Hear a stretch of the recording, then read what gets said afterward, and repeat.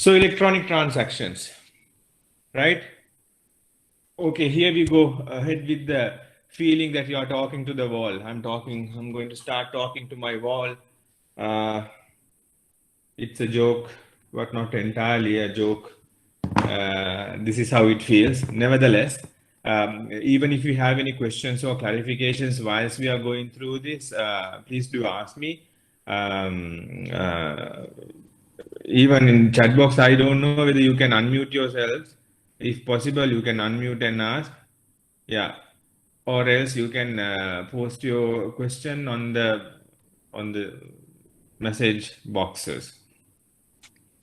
Quite a few students just after A levels, and there will be certain terminologies, certain words that will be used.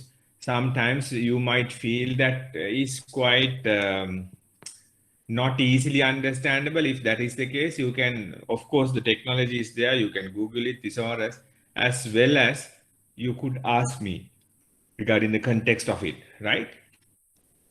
This is one of those spectacular areas with related to the general law of the country, and in addition to that, it has a very much huge bearing on banking business and banking law, because majority of us uh, base our what do you call businesses on this. Just give me one minute time. I have to take this. I'm sorry.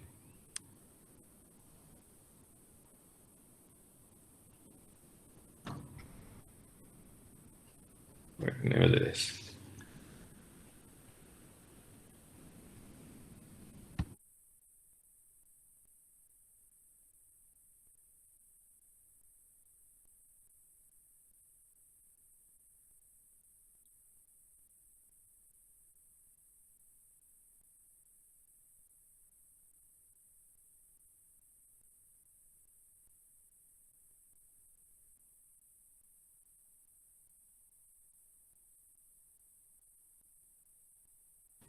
Right, sorry about that.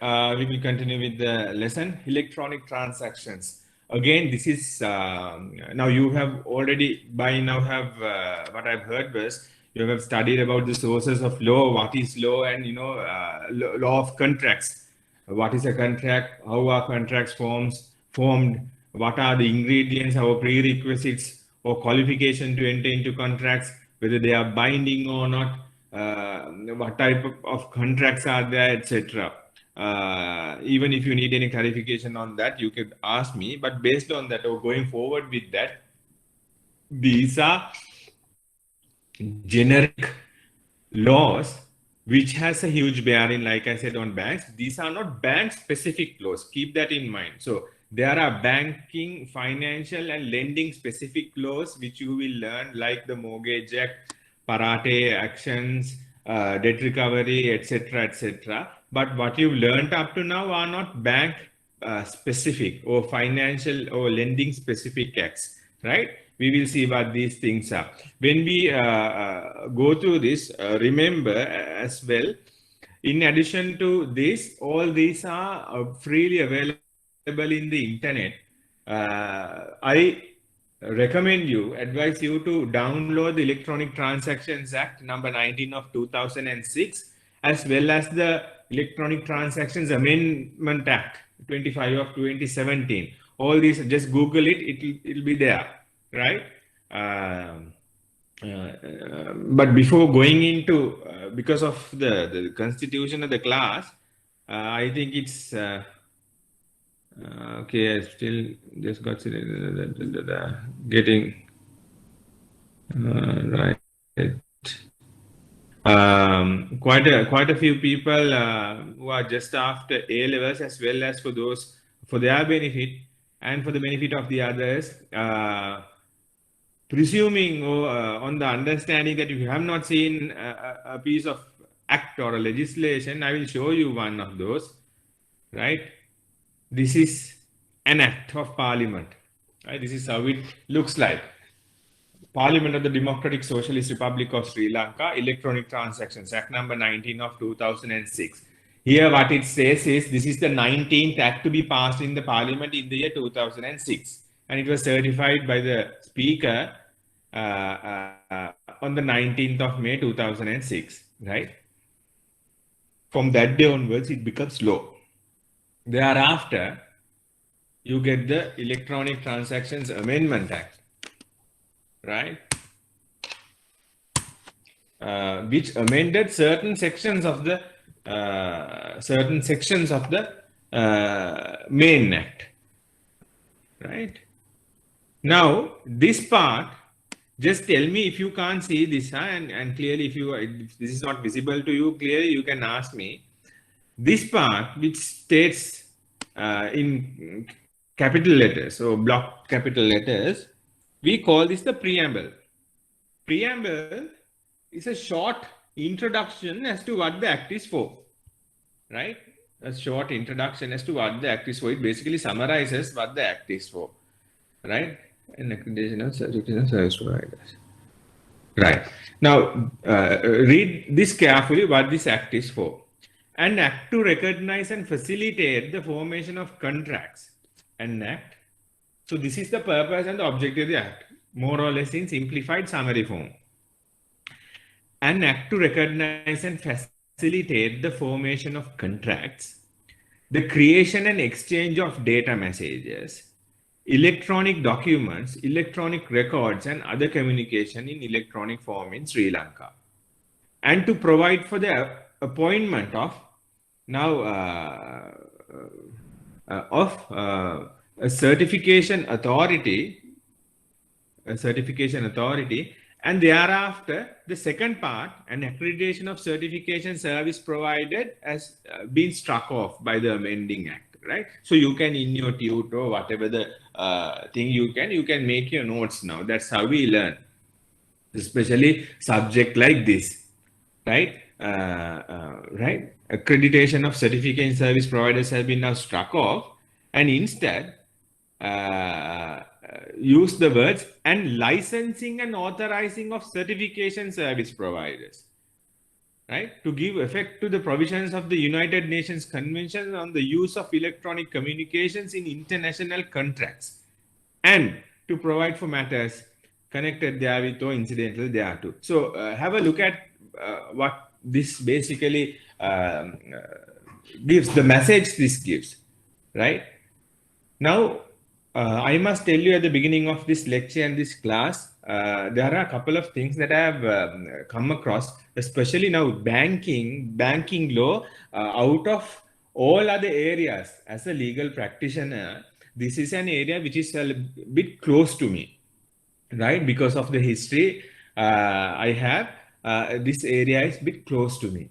Therefore, I have a sense of what do you call obligation, inner obligation to ensure that the future of banking, which is you all, right, have that necessary knowledge to discharge your duties.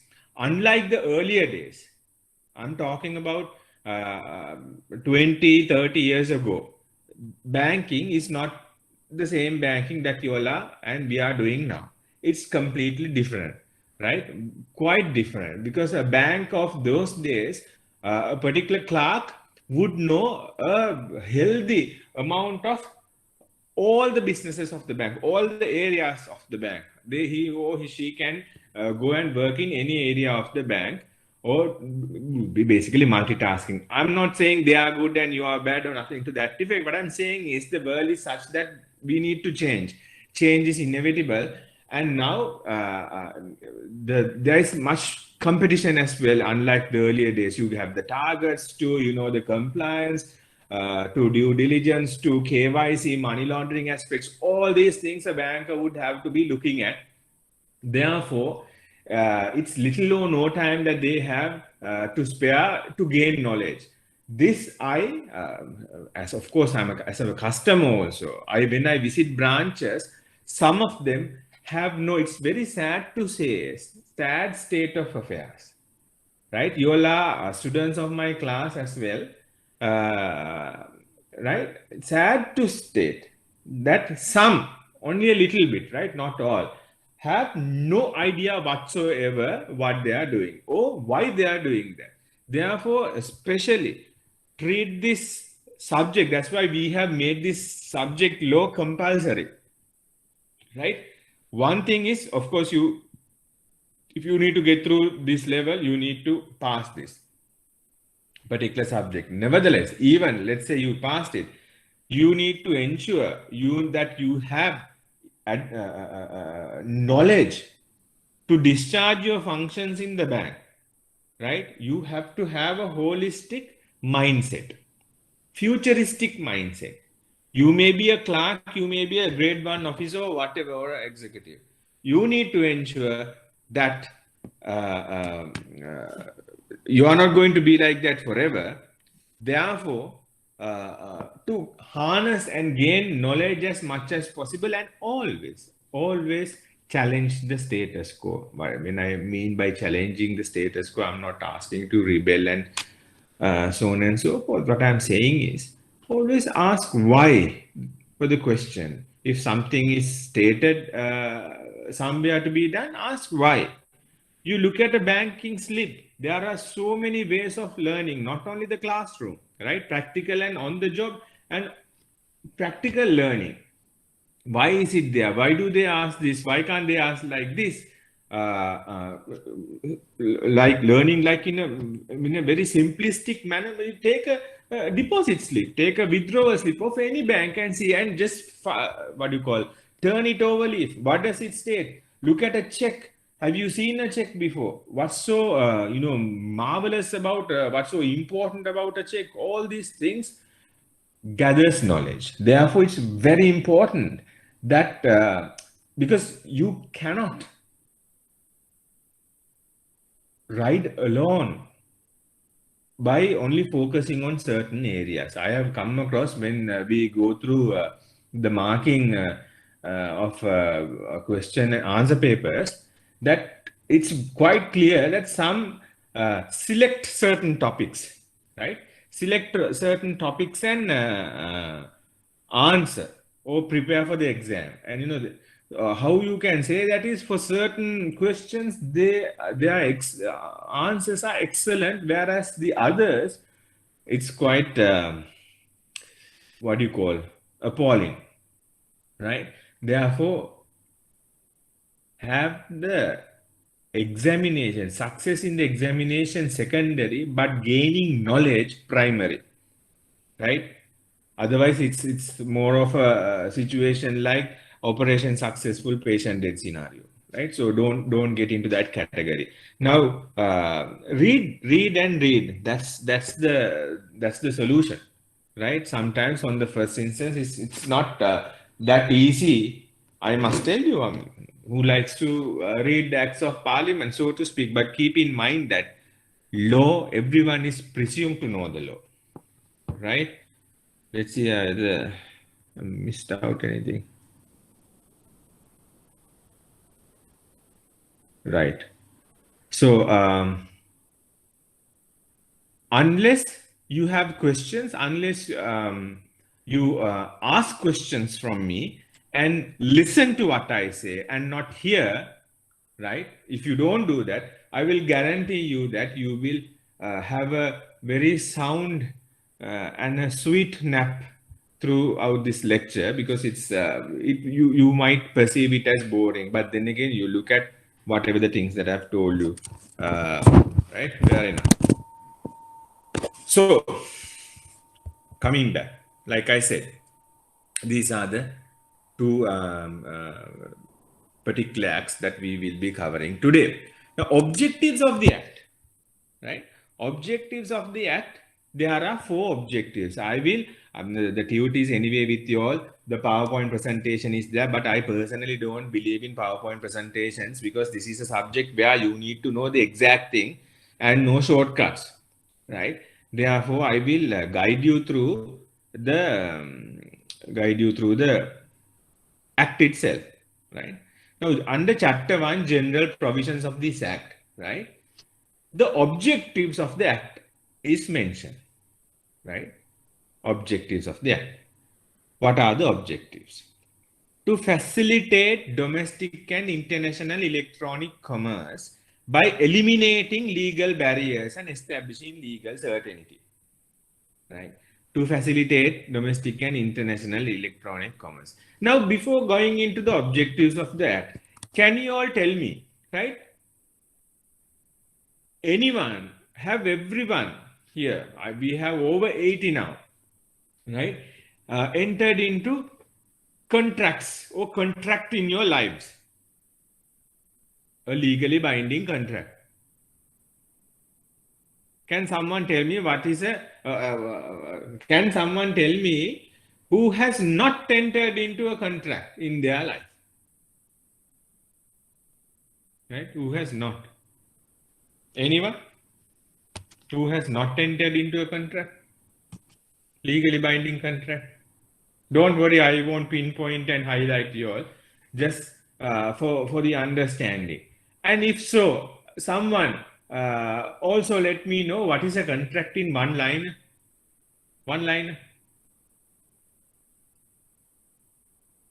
You can type your answers.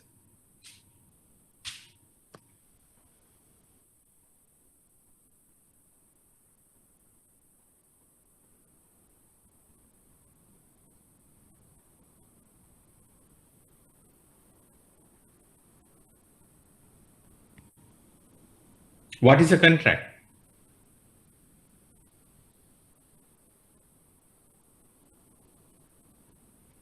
I was told that you all did law of contracts. Yes, it's an agreement. Good. Specific type of an agreement.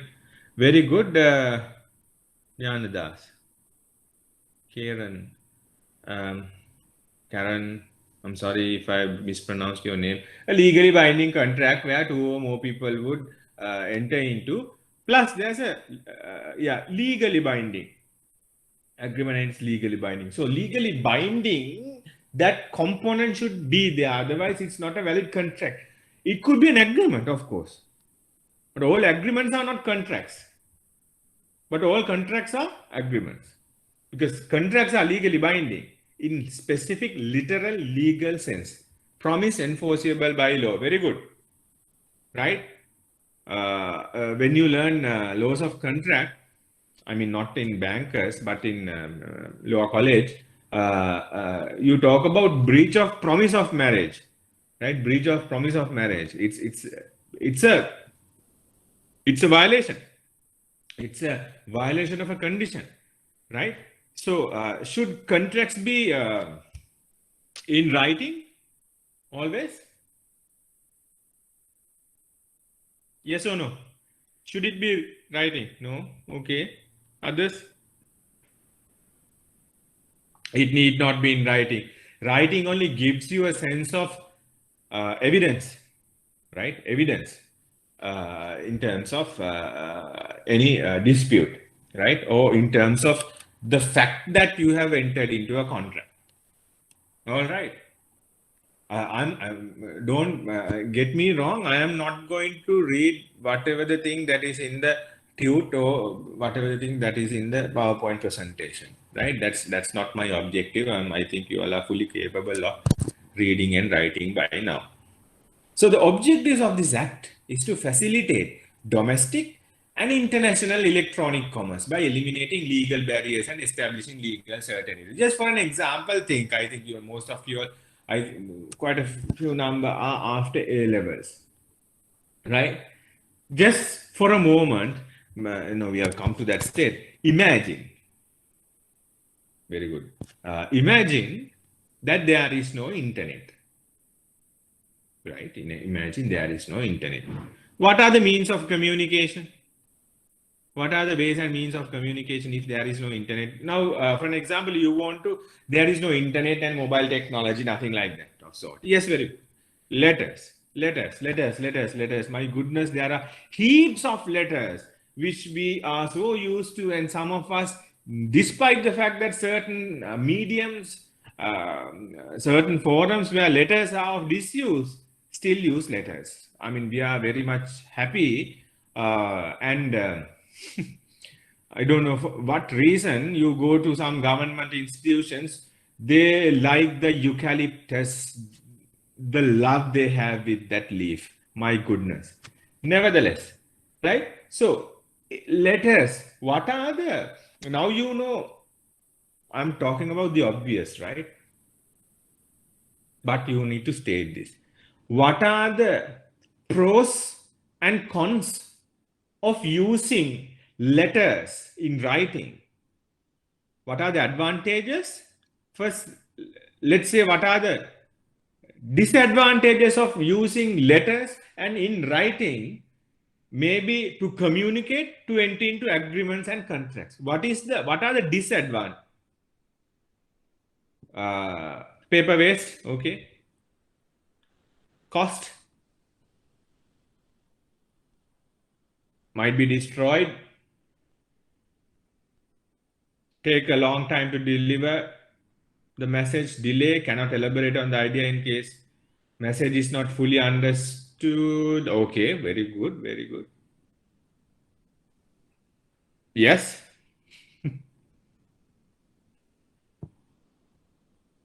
What else?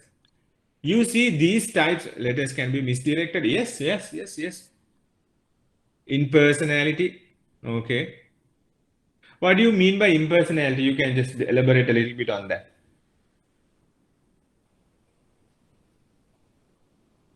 What else? Yeah, cannot understand clearly.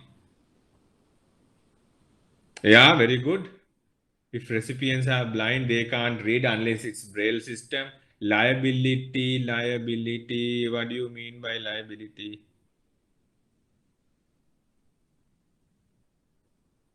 Can't get back the reply back as soon as possible. Yes. I'm pretty sure with this cost of filing and indexing, very good. With this information which the responses that I'm getting, yes, that you see this or you come across this, you feel this, you experience this quite a lot. I'm sad to say with your environments and what you experience, right? Now, amongst these responses, there are certain things which is not specific to letters, meaning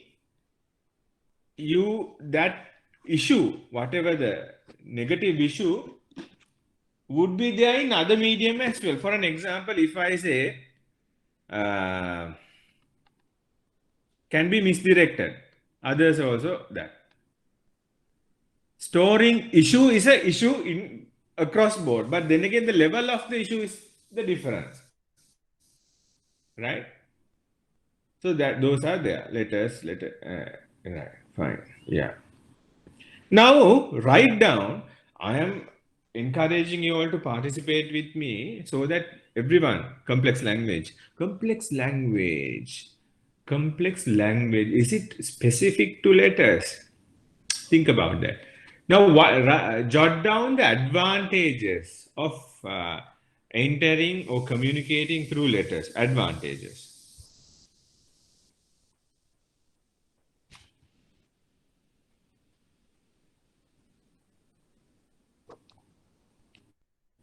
What else? Written proof.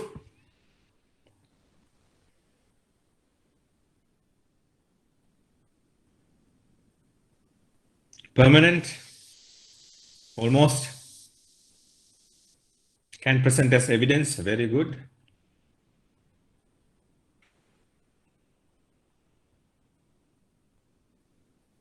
What else?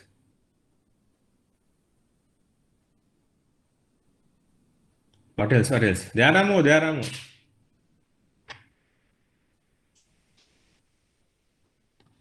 Low cost. Cheap compared to other modes of communication. Delegation of authority. Wide access. Can be more formal in some occasions. Very good.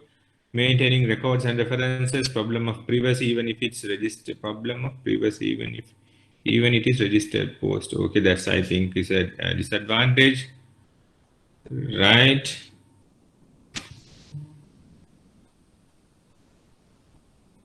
Right. Detailed information can be sent. Yes. Mass dissemination. These quality, yeah, like we discussed about certain common qualities of disadvantages, it has the same common qualities of advantages can be understood clearly, etc. And you don't need, and what about you don't need additional knowledge of reading it other than the literacy. Ah, yes, Abhishek, spot on, right? It's one of those marvelous points in addition to the others. What you mentioned, electricity power cuts won't affect that, right? But then again, I think we perceive that because we don't have uninterrupted power in all households, etc. So these matters come into play. So we have to identify that letter, so writing has not gone into or cannot be disregarded as a disuse. Enable long distance communication, yeah, disuse because another medium or forum has become popular for certain obvious reasons, right? Now, what are the advantages of electronic communication? We will see what are electronic communication in a little while. But for the moment, as per what your understanding of what electronic communication, uh, yes, advantages. Easy and fast, faster, relatively cost effective, yes. What else? Can reply fast. No one cannot change the content of the letters, low cost.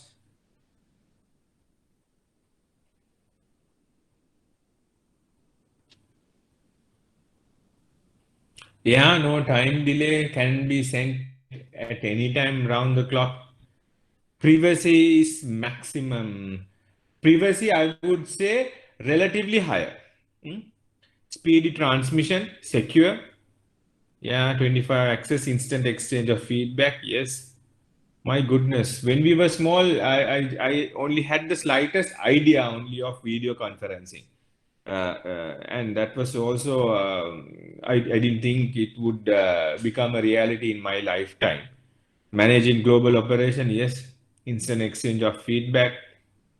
Most useful mode during COVID when yes, there is no risk of virus transmitting. My goodness, can't be more correct than that. Can send pictures and others fun to understand because it's not only letters, audio, visual, right? Low cost. Yes, all these things comes into play. Then what are the disadvantages? No need of middle exchange. What are the disadvantages? Cost of development, volume of data, safety, yes. Power cuts. Yeah. Yeah, sometimes legal status. Interesting, Dulanji. Errors, scams, hmm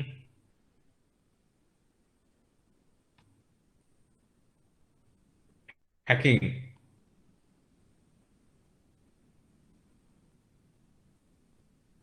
security threats, undelivered data. Of course, if you don't have computer literacy, cannot use it. Viruses, phishing, limited users, dependency. Oh my God. Dependency. How much of this dependent you are? How many of you all remember the most closest 5 or 10 contacts of your family and friends, closest friends? I be used to, but not anymore. Right? I used to remember my parents' landline when I was small, but I can't remember my landline. Yeah, disclosure info to parties, information to parties. Not all people are able to enjoy communication media, no coverage in some areas. Yeah, these are the practical issues that we come across with when we use electronic, not signal, yeah, reluctant to use electronic communication. Sometimes it's like poison for some people, right? Children can get spoiled by misusing it. Yeah, it's quite see, look at the irony of that. It's very hard. I don't know. I haven't heard people stating very much, right? That you will get spoiled when you have books to write. But that's not the case anymore because of the avenues and the possibilities of electronic and this technology and whole heap of data going on and above, right? So I want you all to enter into this lesson with this high knowledge what you already possess. What I'm going to teach you are not certain new things, or I'm going to welcome you or show the path to certain things which you already know, right? And maybe add one or two of certain things with regard to the periphery and the specifics and the applicability and how it affects, how the law affects and affects to this, right? So when we go to objectives, right? First objective is like we discussed to facilitate domestic and international electronic commerce, right? Electronic commerce by eliminating legal barriers and establishing legal certainty. Now, for an example, there was a time that we had the cellular or the mobile phone era uh, during the early 2000s, about 2000 and 2000. I'm talking about GSM. Before that, analog mobile phones were there back in 97, 98, that era. And then GSM technology came, right? GPRS, General Packet Radio Service. But still, the internet and all these were in very primary forms. I still remember, I mean, you get excited when you see mobile phones, and it was the thing those days. It was a luxury actually, but now it has become a necessity. Look how 2 decades have done. Within it didn't take even 2 decades for that to happen. However, now those days, I remember the analog phones that I didn't have anyone. They had all that green screen and block capital letters, and there were certain analog phones where you can send SMSs. And before the mobile phones, you had this system called pages. I remember when we were at school, and some parents they used to click their pages. It's kind of a small credit card size black box of this thick, right? When somebody's trying to call you, it beeps, right? Very fancy, very fancy. It doesn't know. It just says somebody is trying to call you, and I think I haven't touched anything. Right? It indicates the number of the person who's trying to call you. Then you go to a payphone or a landline, get hold of one, and you call back. Then you got the analog phones where you were able to send and receive SMSs. I we remember how we used to you play with those, right? Of course, without the knowledge of the adults. Then uh, then you got the technology on GSM. Uh, Phones came in, right? Then only little by little, this whole SMS structure, his SMS, we used to call them. Not many mobile service providers. It was only Celtel then. Um, it became so popular to the level that people refer the mobile phone as Celtel. Or Celtel එක ගත්තද? Like that. Like for rubber slippers, you call Bata, right? not all rubber slippers are Bata. That's the joke. So now those days, what I'm trying to say is you are less inclined for obvious purposes, for obvious reasons, to inform one party by SMS. One obvious reason is that you might have a Celtel or a cellular phone, but not the other. Very few people used to have the mobile phone. So because of that, what you might do is you might call and convey the message. So sending and texting was of little or no use. Then the GSM technology came, and relatively the what do you call the price of a mobile phone came down. I mean, I remember those days analog phones would cost around 100,000 or more. Those days 100,000. I'm talking about 25 years ago. Just imagine it would be about 300,000 or 400,000 or 500,000 now in today's currency at this rate, right? Uh, so relatively, the price of a mobile phone and all these things came down. And as well, computers. Those days, computers had the DOS system and not the Windows, and user friendly. And even if you have a computer or anything, you didn't have internet, right? Most of the households didn't have, or it was a luxury for some households to get a telephone connection in Sri Lanka. And it changed about in 96, 97, that era. No, I'm telling you how the systems, technology changes with the, how the perceptions of people and the legal backing changes with the perceptions and the technology. Now you would see that if those days, let's say early 2000, 2000, that means 2001, 2, 3, 4, and 5, if you send a text message, do you think it has legal validity? No, you don't have legal validity because there was no law to validate it, right? To enforce it. If you say something, if you promise another person, you send an email maybe, right? You send an email to someone else. There is no legal validity for that particular message. Let's say you texted, right? So on this and this date, I will buy you whatever. And he accepts it over, not WhatsApp, SMS, short messaging service, right?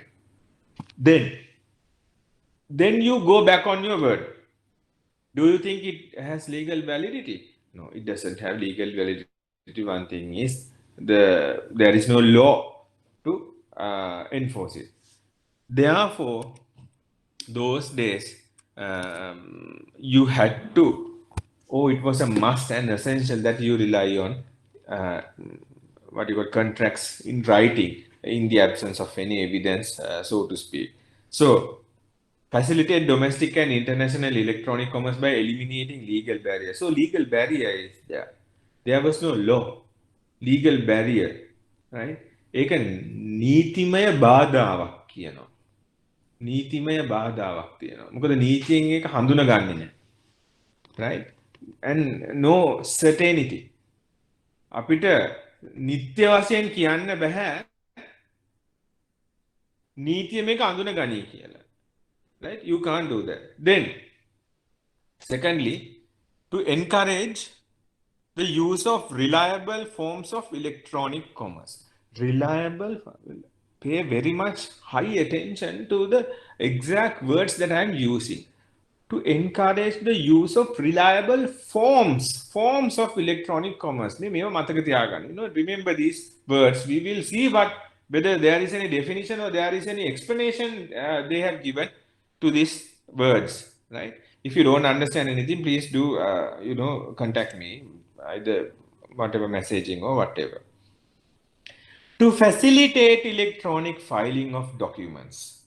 Now that part is, or rather was amended by the Electronic Transactions Amendment Act number 25 of 2007.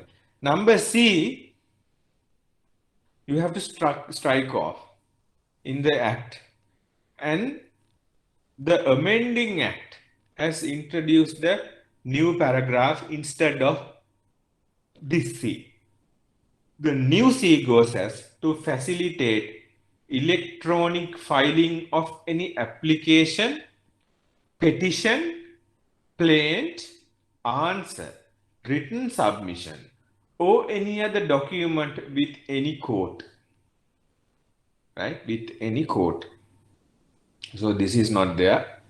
The news paragraph has come into play.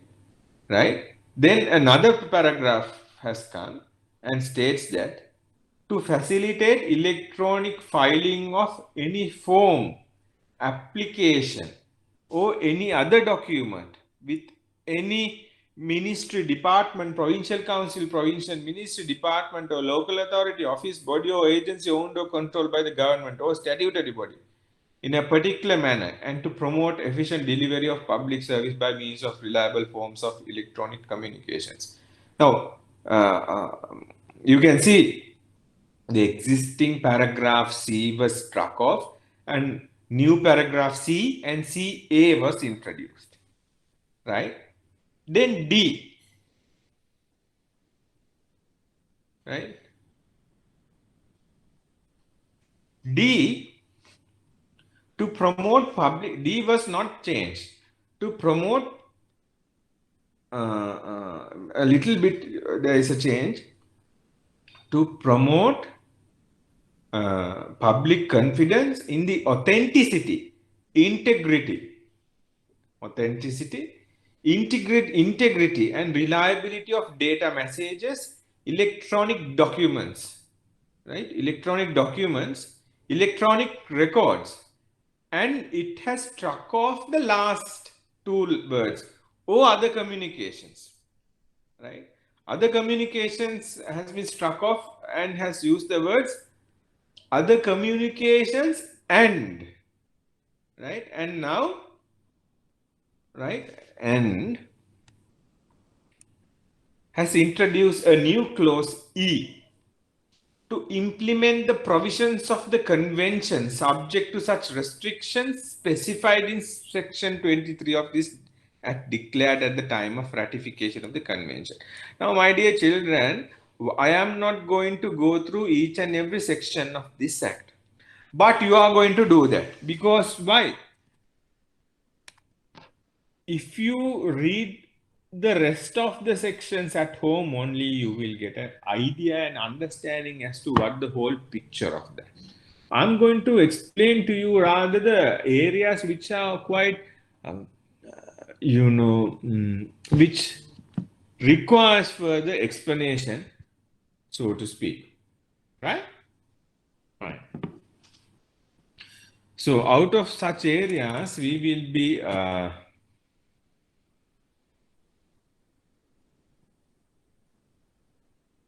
right discussing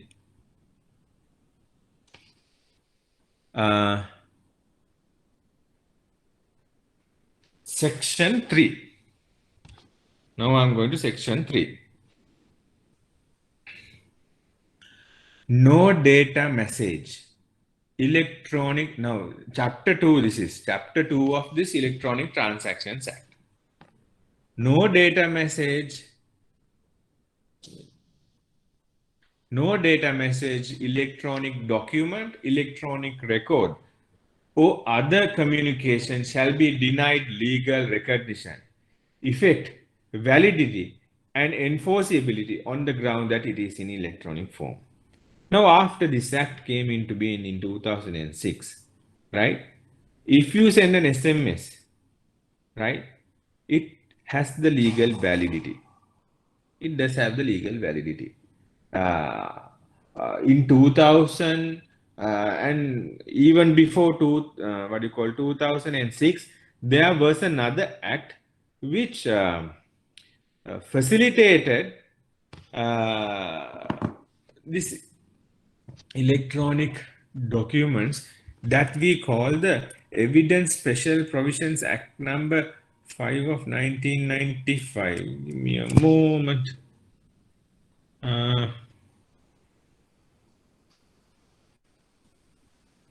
That is evidence.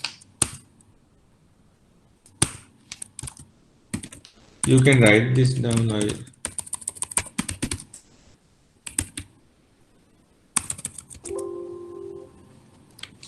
Oh no, this is the,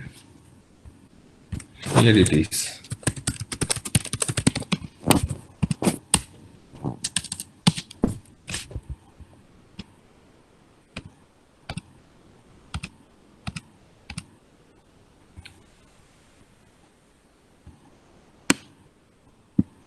Evidence Special Provisions Act number 14 of 1995. Evidence.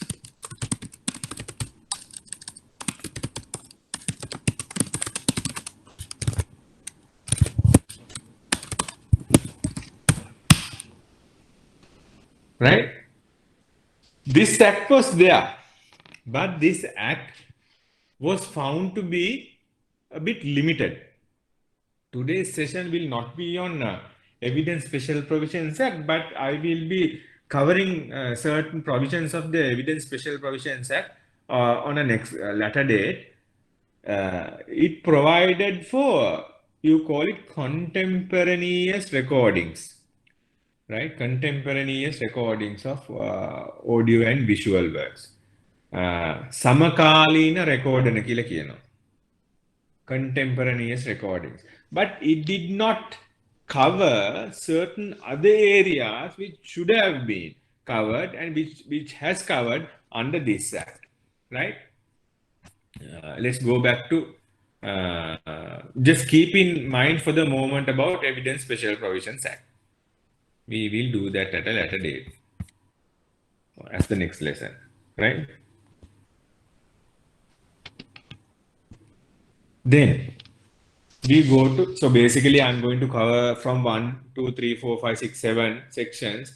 Then we will be covering section from 18 to 26, right? Not everything, right? The requirement for writing, notwithstanding the fact that the provisions of written laws for the time being in force in Sri Lanka attach legal validity to certain instruments. Only if such instruments have been reduced to writing, such requirements shall be deemed to be satisfied by a data message, electronic document, electronic record, or other communication in electronic form if the information contained therein is accessible so as to be usable for subsequent reference. Keep in mind that we will be discussing what are these data messages, electronic forms, records, and etc. If any other law in Sri Lanka states that a particular thing should be in writing, as in writing, notwithstanding those, if this particular writing is in electronic form and is able to be reproduced and retrieved for subsequent references, that is acceptable. That's what this says. However, keep in mind that there are certain provisos or certain limitations which is provided in this act. Now, what we are going to do now is we are going to first see what is electronic, what is electronic message, etc., etc. Section 23. You can go to section 23, which provides for the interpretation of these words used in this act. Right? Some of these we will be going through, and we will see what these things are. Addressee, certification. I'm not going to go through those things which are quite straightforward. So what is communication?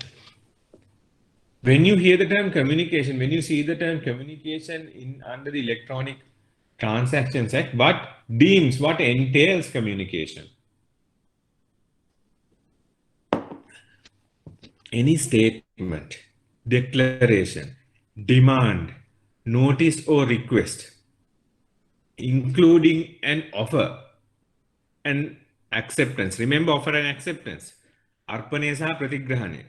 Of an offer that a person is required to make or chooses to make in connection with an electronic transaction within the meaning of this. So this communication under this context should be a communication through electronic by way of an electronic transaction, right?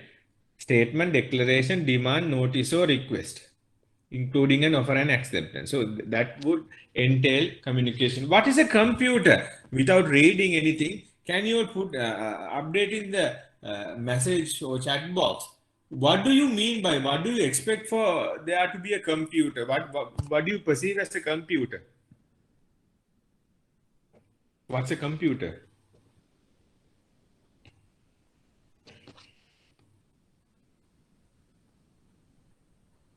Just in layman simple terms, you can mention. I don't want, what is a computer?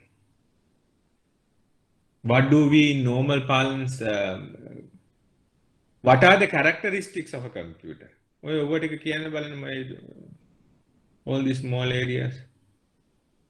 I don't need a philosophical definition. Electronic devices which transforms data into processing data into information, an electronic device used for storing and processing data. Good. What else? Is a electronic device to input, process and get information? Yes. Then give me examples. I don't want the brand names and the version numbers. Yeah, system that stores and processes data and delivery. Examples of computers as per your definition, which is correct. Examples. I'm not asking for the brands, names and smartphones. Yeah. Yes. Tabs, yes. iPad, I presume. Laptops, desktops, calculators, phones, palm tops. My goodness, it's after about 15 years I heard that Hamsha, palm tops. Just made me so nostalgic now. Oh, it was the time. Watches, yes, some watches like Apple watches, all the smart watches, whatever, handheld computers. My God. Workstations, which is again a desktop, maybe post probably. Or these are in that under that particular category could be regarded as computers. But let's see what the Electronic Transaction Act says about a computer. Means an electronic or similar device having information processing capabilities. Now look at how short, how simple, yet how large the definition is. Any electronic or similar device. It doesn't say all electronic, always. Electronic or similar device which has information processing capabilities. So it should be able to process information, have the capability to process information. Like certain vehicles also are equipped with, nowadays majority of the vehicles are equipped with a computer. We call it the ECU, no? Right? Now then data message means information generated, sent, received or stored by electronic, magnetic, optical or other means. I want to make a data. What is a data message?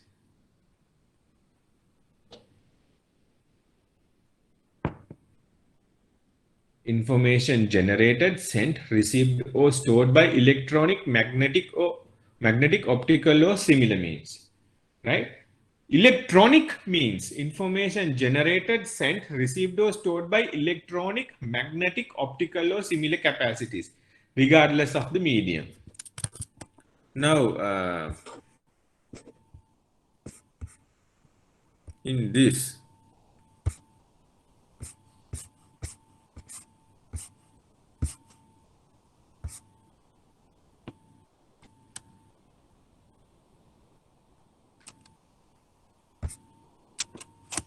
right? Look at electronic, then electronic document, electronic record, then electronic signature. Right? Look at the differences, what it says. Electronic document, electronic is information generated, sent, received, or stored by electronic, magnetic, or optical. Electronic document means same thing, a document which records information, communications, or transaction in electronic form. So it is linked to the first one. An electronic record is not an electronic document. Electronic record means a written document or other recorded record created, stored, or generated, received, or communicated by electronic means. Understand? So electronic document, for an example, an email. Electronic record is a written document or other record created, stored, or generated, received, or communicated. For an example, you scan a voucher, scan a letter. It's an electronic record. It's not an electronic document. It's an electronic record. Then electronic signature. What do you mean by electronic signature? Look at this. Any letters, numbers, symbols, images, characters, or any combination thereof in any electronic form applied to, incorporated in or logically associated with an electronic document with the intention of authenticating and or approving the same in order to establish authenticity or integrity or both. Now, the electronic signature doesn't necessarily mean that you signed electronically your signature. It means the binary digits. You know by now, electronically, these computers process the data with zeros and ones, right? So the way that is, that's how the computer reads data, right? Zeros and ones. So there is a unique ID for your phone, smartphone, for your laptop, for your desktop, right? Unique computer ID, electronic signature is that. If you send from your computer an email through your email address, it can identify anywhere in the world who sent it, where that was sent, from where that was sent, and from which computer that was sent. That is an electronic signature, right? That's an electronic signature.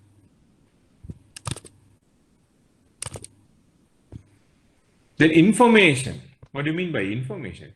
Information includes text, message, data, voice, sound, database, video signals, software, computer programs, including object codes and source codes.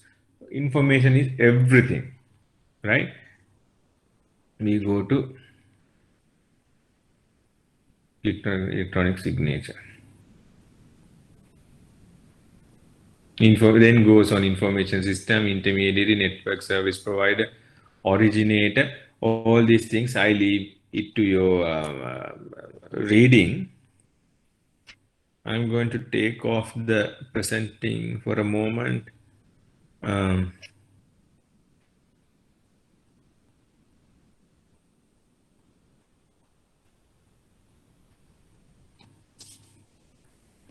What you need to keep in mind is electronic form, and everything is defined in the Act.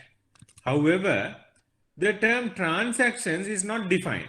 It's quite ironic where the name of the Act is Electronic Transactions Act. However, the term transaction, what do you mean by a transaction, is not defined in the Act, right? I hope you are getting down your notes whilst I'm presenting.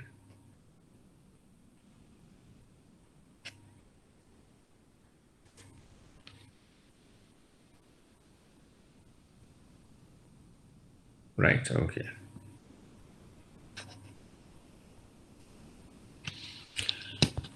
Now you need to understand. I'm going to go into another important section. I'm not going on the alphabetical or the normal order. I'm going with the relevancy order in order to explain this to you. The applicability, you remember the objective of this act, section 2, then we read section 3 about requirement for legal recognition of electronic records, requirement for writing. We learned those things. Then requirements for original form, requirements for retention, legal recognition of electronic signatures, etc. We will go through those things. But you need to keep in mind, as per section 21, section 21, I will now section 21. Chapter 5.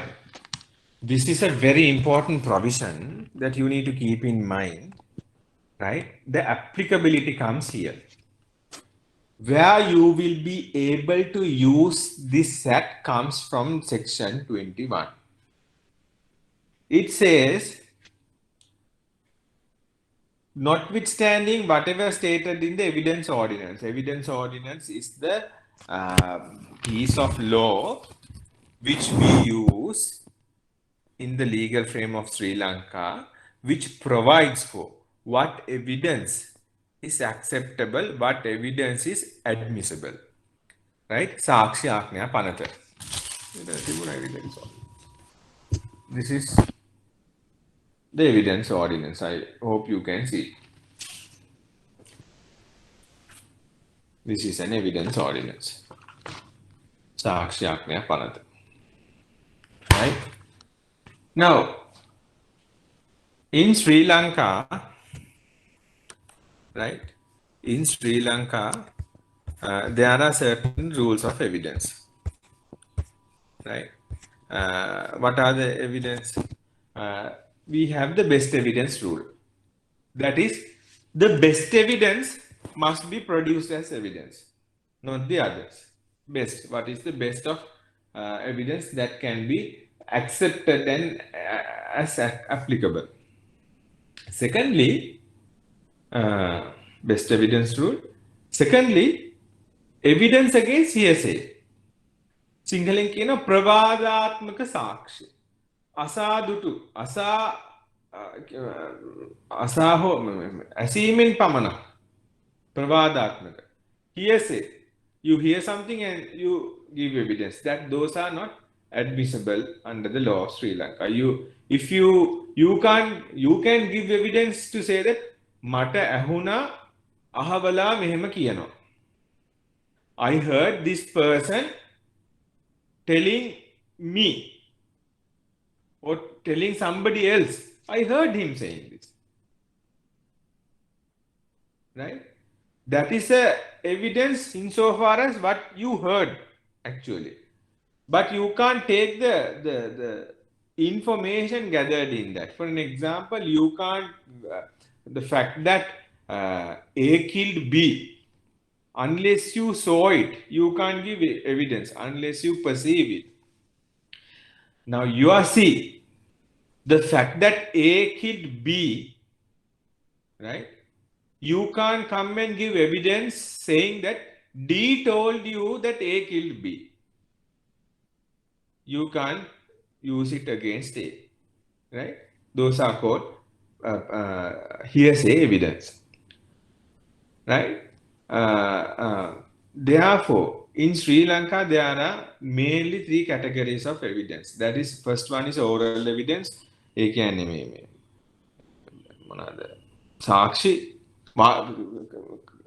වාචික සාක්ෂි, documentary evidence, ලේඛනගත සාක්ෂි, oral evidence කියන්නේ මේ කතන සාක්ෂි, then ලේඛනගත සාක්ෂි, documentary evidence, and real evidence. Law of things. That means things that you can see, right? which is evident in certain things. Now, in addition to that, computer generated evidence comes in addition to those three, and contemporaneous audio and visual recording comes. Those two comes together in addition to the general three that I just specified above. That is oral evidence, documentary evidence, and real evidence, right? So in the Electronic Transactions Act covers those areas, right? Section 21 was what we are discussing. This says nothing, notwithstanding anything to the contrary in the evidence ordinance. හරි සාක්ෂි ආඥා පනතියේ තියෙන කිසිදු දෙයකට වලට යටත් නොවි ඕ සහ එනිය වෙනම නීති වල සඳහන් ආකාරයට යටත් නොවි or any other written law. The following provisions of this section apply and shall be applicable for the purposes of this act. ඒ කියන්නේ for the purposes of this act, whatever the evidence that you are hoping to lead or bring should fulfill the requirements stated in this particular section. මොනවාද? Any information contained in a data message or any electronic document, electronic record or other communication. අපි දැන් කියව මොනවාද මේ definitions interpretation. Touching any fact in issue or relevant fact. The fact that, let's say, you sent a email, threatening email to somebody. That comes under electronic document, right? It's an email or other communication. You sent a threatening SMS or a WhatsApp message to somebody else, right? Blackmailing, whatever, or a criminal act. Or it may be a civil act also. Maybe you send something like that. That comes on touching any fact in issue or relevant fact. And it should touch a relevant fact. Example, the fact that you threatened A. The fact that B sent an email to A. B's email is an electronic message for the purposes of this act to prove that B sent an email to A. Fact in issue, right? And compiled, received or obtained during the course of any business, trade or profession or other regularly conducted activity shall be admissible in any proceeding. So this particular data message, electronic document, electronic record or other communication touching a issue, fact in issue, right? ඒක යවලා තියෙන්න ඕන or relevant fact. ඒක යවලා තියෙන්න ඕන or compiled, හදලා ඇත්තේ, received or obtained during the course of, it should be during the course of any business, any trade or profession or other regularly conducted activity. In other means, for an example, if there was a, let's say, a divorce proceeding between husband and wife. Husband is saying the wife is having an extramarital affair. So husband is filing divorce. Why he is saying? Because he saw some, he saw an email message sent by wife to her paramour stating that, right, on such and such a date, I will, use these assets and I will transfer it to your account. And I am sick of this man. Will start a new life, right? Now, does that email cover, or does that email gets included into any of these?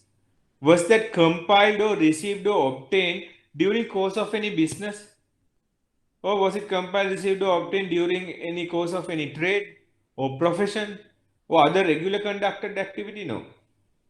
So such a situation, although it's electronic document, electronic record, will not be covered under this act. That's what this says. So it's not admissible in proceeding. For that reason, you have to use the Evidence Special Provisions Act, right? 25, 2000 and 1995, right? Provided that direct, however, it's not only that, any evidence that you, what do you call, lead should be direct oral evidence of such fact in, should be able to, one should be able to lead oral direct evidence of that issue if available, and it shall be admissible, and there is no reason to believe that the information contained in a data message or any electronic document, electronic record or other communication is unreliable or inaccurate. But I am giving you a warning at the same time. In this day and age, technology is marvelous, right? It does some miraculous things, and if we were to, if we, see those X number of years ago, we definitely, without a blink of an eye, would say those are miracles, right? For an example, they can even mime me, my face, by with my voice, with whatever the thing that they want to say, right?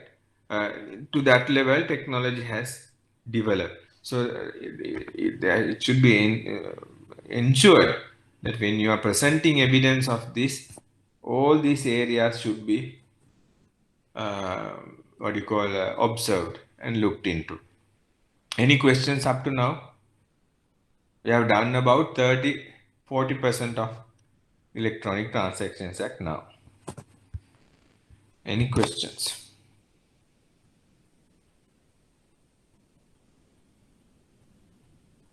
Up to now, no questions.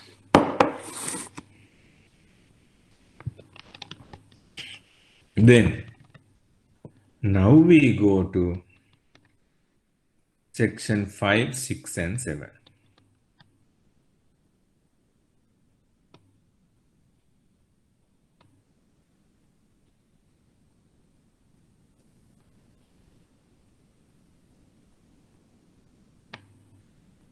Right, section 5, 6, and 7.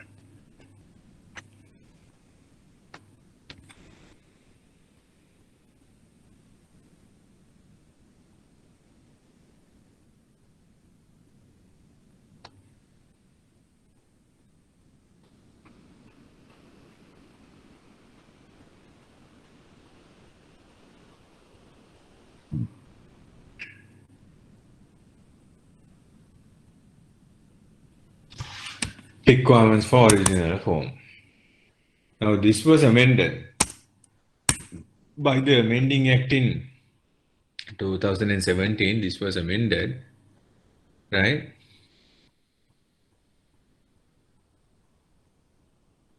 Yeah, by substitution for the birth, the time when it was made available in electronic form. Right. This is how it goes. Where the law requires information to be presented or retained in its original form, right? For an example, you write a letter of a contract or acceptance of a contract, whatever, commencement. And the law requires that the original form is there. So if that is the case, that requirement shall be deemed to be satisfied by a data message. If it was sent through a data message, you know what a data message by now, right? Means information generated, sent, received, or stored by electronic, magnetic, optical, or other similar means. There should be information, right? There should be information. What is an information? Any text, message, data, voice, sound, database, video, signals, software, computer programs, including object courses. So data message is any information of those generated, sent, received, or stored, right?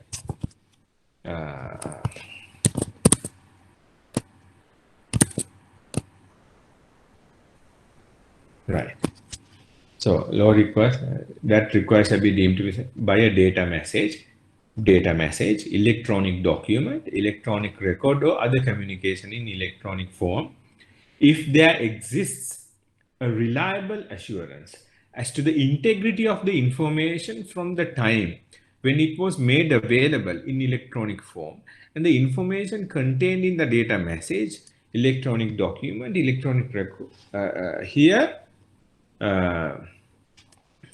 from the time when it was first generated in its final form, the time when it was made available in electronic form.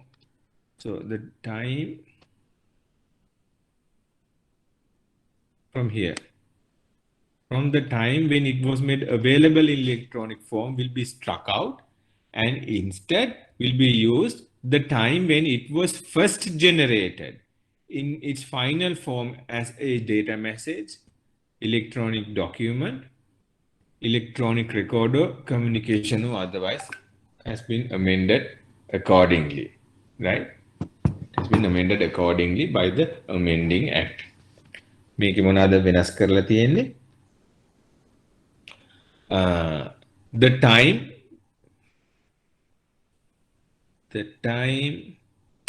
when it was made available in electronic form කියන වචන වෙනුවට the time when it was first generated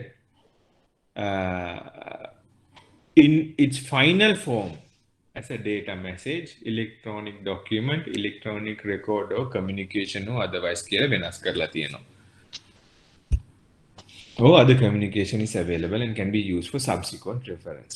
For the purpose of subsection 1, the criterion for assessing the, now what this basically says, if the law requires something to be in writing, insofar as whatever that is applicable under this act, that criterion is deemed to be met, is considered have been met if such an electronic record, electronic document, data message, or other similar communication containing that particular document, whatever that data message, right, or electronic document, right, provided shall be deemed to be satisfied there,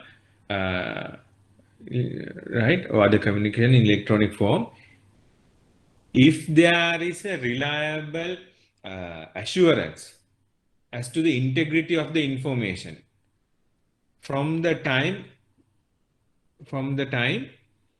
when it was first generated in its final form as a data message, right? Final form as a data message. For an example, yes, last year you used to send pro forma invoices or whatever, let's say, assuming through mail. Now you use pro forma invoices, type it in a Word document or a PDF and send it, right? That is applicable, that is considered acceptable, provided you have a mechanism to show that, right? Show that the integrity and the assurance that you can rely on that data as accurate can be shown, right? Maybe the fact that you stored that in password protected computers, nobody can access that unless the authorized people, and whenever you want to access that, there is an audit trail, who accessed what was changed, etc. Those things needs to be there, right? Then we go to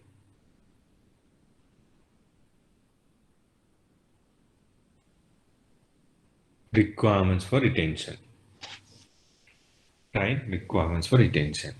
The requirement under any law that information be retained shall be deemed to be satisfied by the retention in electronic form of information contained in a data message, electronic document, electronic record, or other communication, notwithstanding the fact that such information was not originally generated in electronic form. If the information in the data message, all these documents, is accessible so as to be usable for subsequent reference. These and in which it was generated, sent or received, or in a format which can be demonstrated to represent accurately the information generated, sent or received, right? Retained in the format in which it was generated. The data message, all these documents is retained in the format in which it was generated, sent or received, or in a format which can be demonstrated, right? Or represent. So one thing is it should be able to be used for subsequent reference. Secondly, it can be demonstrated to show or represent accurately what information was generated, right? Sent or received. Plus, if and that information enables the identification of the origin and the destination. ආපු තැනයි ගිය තැනයි පෙන්වන්න ඕනේ. පුළුවන්කමක් තියෙන්න ඕනේ. If that is the case, you can retain that. Now tell me, how is this applicable to bank and bankers? Can anyone tell me? Retention of requirements for retention. How is this applicable for banks and bankers? Or is it applicable to begin with?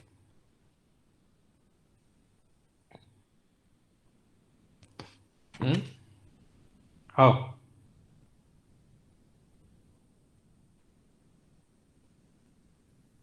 Write it. There are bankers. So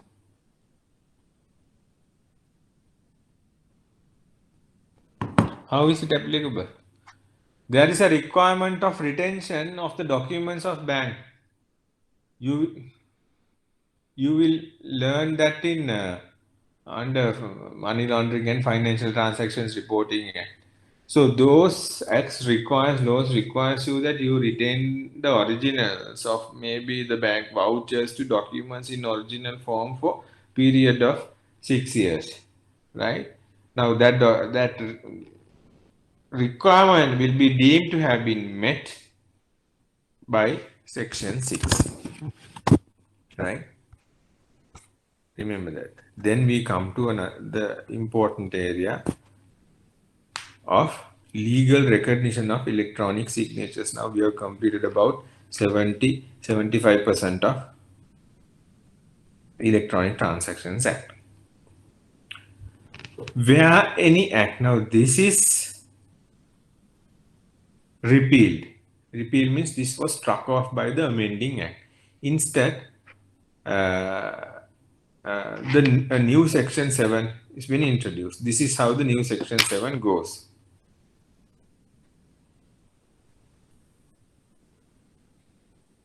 This is the new section 7.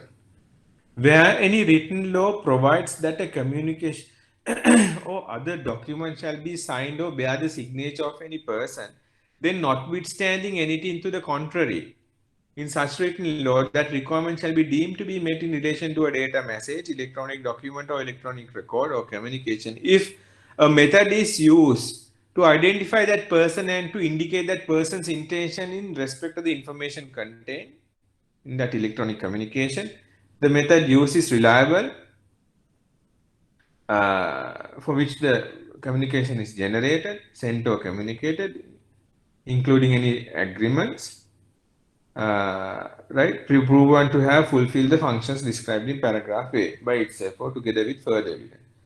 Now, need to understand that if there is a requirement, any law requires that you will get the legal recognition if that particular document is signed by the original party, right? The party who is sending that will have the bare signature of any person. Then, notwithstanding that, that requirement shall be deemed to be met, right? In a data message or all this communication, if there is a method used to identify that person and to indicate that person's intention in respect of the information contained in electronic communication. Have you seen all these computer generated statements?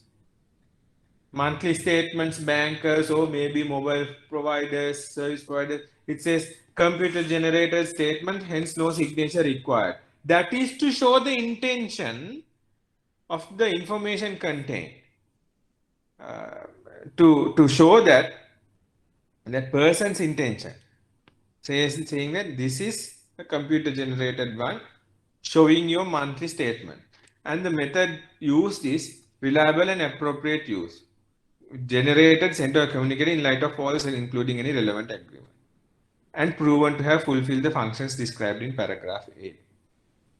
So it is proved to show the intent requirements, fulfill the functions described in paragraph A. So, for example, that particular statement, computer generated or whatever, it shows the intention that what is intended for, what's the author's intention, that there need not be a signature because it's a computer generated, nevertheless, it's reliable, etc., etc., appropriate for use, right? Now, the most important area I'm coming to.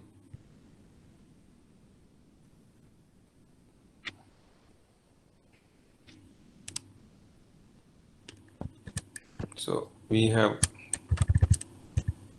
recurrence or retention.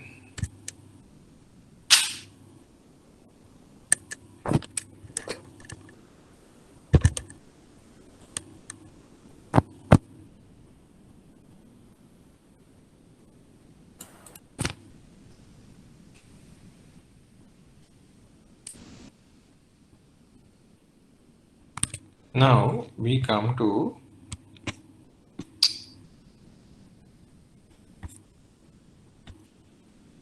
recurrence retention, okay, say electronic contracts. So, offer and acceptance of an offer may be expressed in electronic form, like email, e-commerce, or whatever, right? You have done online shopping and everything, eBay or Daras or whatever you call it.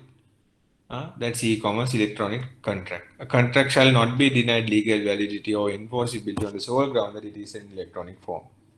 Invitation to make offers, same thing, somewhat extended part of electronic contracts.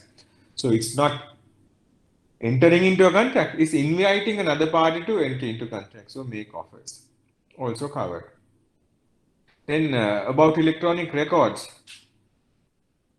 The originator of the electronic record shall be deemed to be the originator that of if it was sent by the originator himself, by a person who had the authority to act on behalf of the originator, by an automated information system programmed by on or behalf of the originator. Remember what I told you about the banking statements, etc., computer generated ones. The bank can't say, no, we didn't sign. The management say, we can't say, we didn't sign this. It's a computer generated one and we don't have anything to do with that. No, that's not applicable.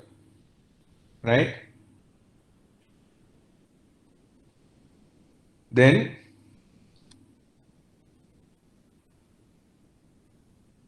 about the applicability of rules of evidence, which I just spoke of earlier about the best evidence rule, etc.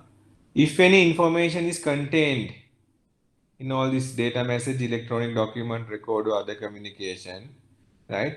Of made by a person who is dead or by reason of his bodily or mental condition is unfit to attend as witness, who is outside of Sri Lanka, where he cannot be found or reasonable steps has been taken to produce that person, which was futile, who does not wish to give oral evidence through fear, who is prevented from so giving evidence relating such information shall be admissible.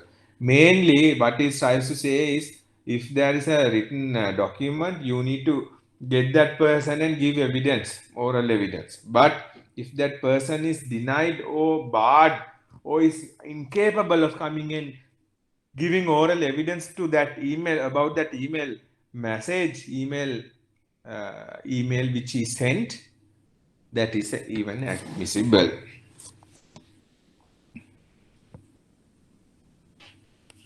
Then, section 22, we read about section 21. Nothing contained in the Evidence Special Provisions Act number 14 of 1995 shall apply to and in any relation to any data message, electronic document. So I remember I told you there are certain matters where where the Evidence Special Provisions Act number 14 of 1995 requires, for an example, you need to give X number of notice of days if you want to, lead evidence on all these recordings, contemporaneous or otherwise recordings, etc. Therefore,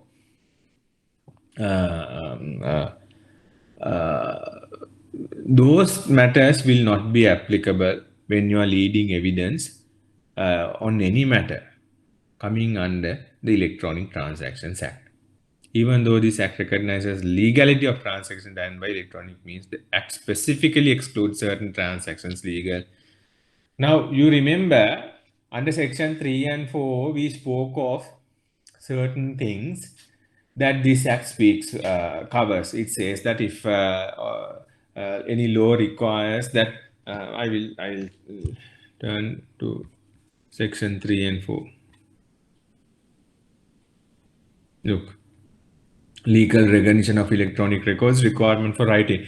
It says if any law requires or need legal recognition, electronic records will have legal recognition, notwithstanding whatever any other law says. If the requirement for writing also shall be deemed to have been in writing. Under this, however, right, section 23, this is a very, very important provisions. If my memory serves me right, during the past 5 years or so, with regard to questions on electronic transactions, there will be most probably questions on Electronic Transactions Act. So the areas that I discussed are the most important things, and the others are also important that I leave you to go and do your homework. But these areas, sections which I read out and explained are of utmost importance, especially when there is a question to write about Electronic Transactions Act, and I am expecting, and the Institute is expecting, that you write a comprehensive answer with regard to this. Remember what I told, our expectation is not that you be parrots and you just by heart this and right, but with examples like what I gave you now should be mentioned, and you need to understand the importance of this in order to answer this. Then restrictions on the application of the act. What are the restrictions? Now, notwithstanding whatever that was stated earlier, this act does not cover these areas.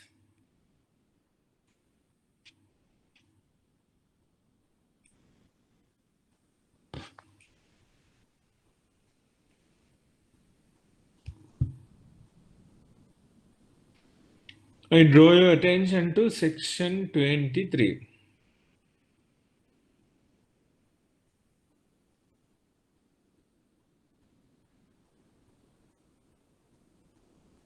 Section 23.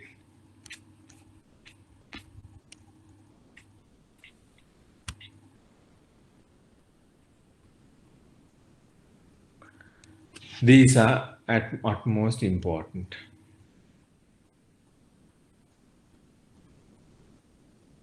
The provisions contained in this act shall not apply to the creation or execution of a will or other testamentary disposition by whatever name called. Antima කැමති පත්‍ර හදන්න බෑ electronically. You can't send an email saying that this is your last will. It should be done according to the Wills and Testamentary Ordinance. Right? Wills Ordinance. A license for telecommunication system issued under the subsection 6 of section 7 of the Telecommunications Act. You can't issue licenses like that electronically. A bill of exchange as defined in subsection 1 of section 3 of Bills of Exchange Ordinance. You will learn what is Bills of Exchange under the Bills of Exchange Ordinance. Section 3 clearly defines what a bill of exchange is. It's an order made by one person to another person in writing to pay a sum amount at a now or at a fixed determinable future time. So it says it should be an order in writing addressed by one person to another person. Order in writing. In writing, there. So it has to be in writing, and this act doesn't cover that. Power of attorney. You want to give a power of attorney. Attorney බලකරයක් දෙන්න. බෑ email එකකින්. You need to go under the power of attorney ordinance. Trust. Our after paragraph C. Right. There's a new paragraph after paragraph C. Any financial matter in the nature of the following. Listen. Transaction on regulated exchange. Foreign exchange transactions. Interbank payment systems, interbank payment agreements, or clearance settlement systems relating to securities, other financial assets or instruments. The transfer of security or agreement to be repurchase securities or other financial assets instruments held with an intermediary. Now, the Electronic Transactions, Payments and Settlements Act covers that area. Payments and Settlements Act, but not this. Then E is, paragraph E is struck off, deleted, and inserted as this, amended as this under the Amending Act. A trust as defined in the trust ordinance, excluding a constructive or constructive, implied, and resulting trust. Including constructive, implied, and resulting trust. Right?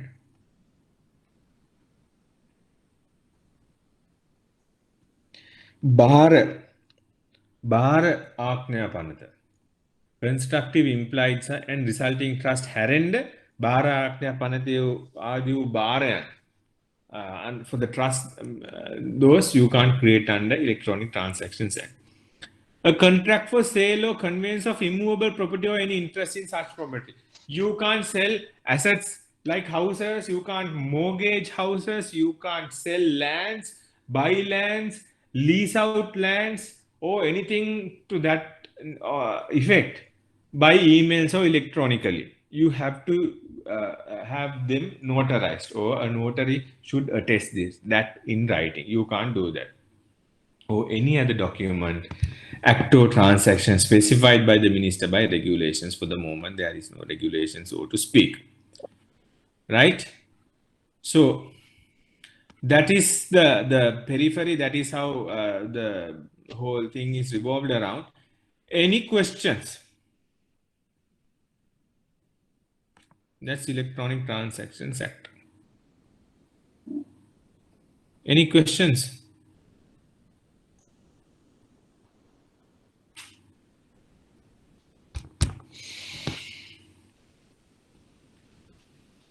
We have a couple of minutes left.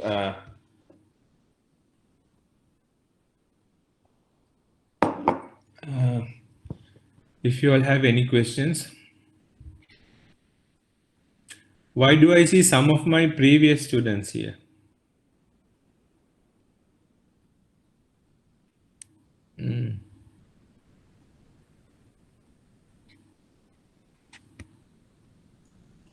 No questions?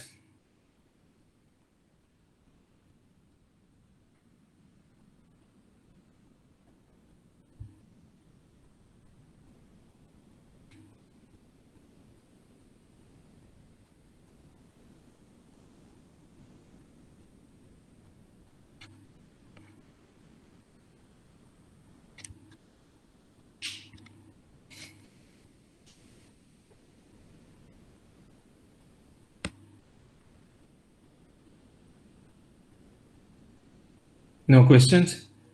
Then if so, I will.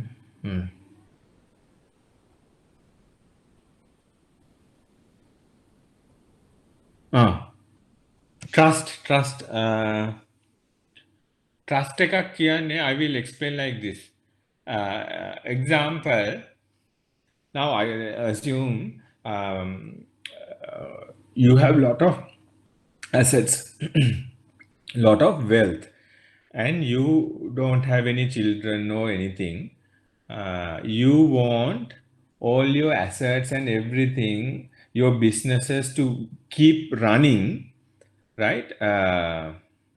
Keep running after your death. Therefore, what can you do?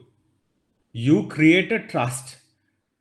How? You create a trust and entrust your assets on someone else who we call the trustee, right? Trustee, whom you will say who is entitled for a payment for his services, works out and about from the assets of you after your death, right?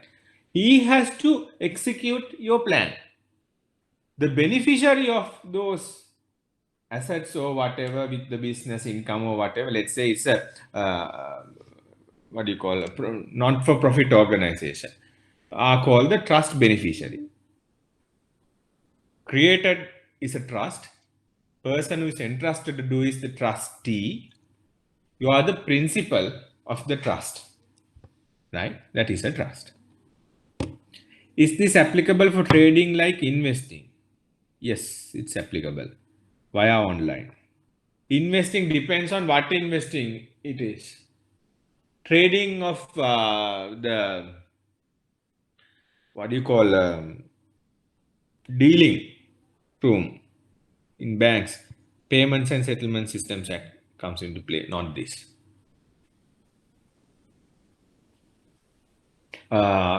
Trading via stock market, right? If you see this,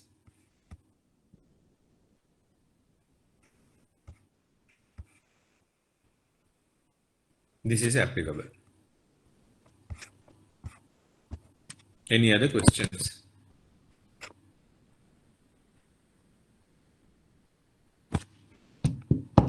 I hope I answered your questions.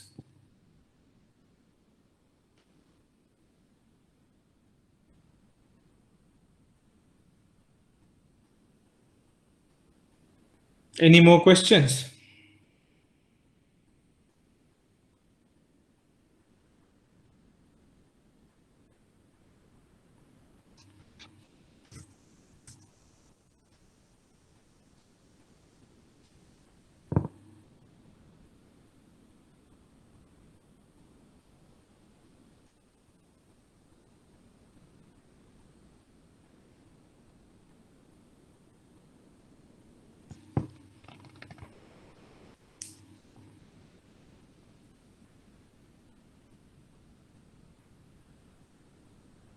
No. So, okay, then we'll call it a day. We'll see how the next week is planned. I would not know at this point of time. I took this lesson because Chaminda was not able to take the class today. We'll see how it goes. Right. So all the very best. Have a nice afternoon.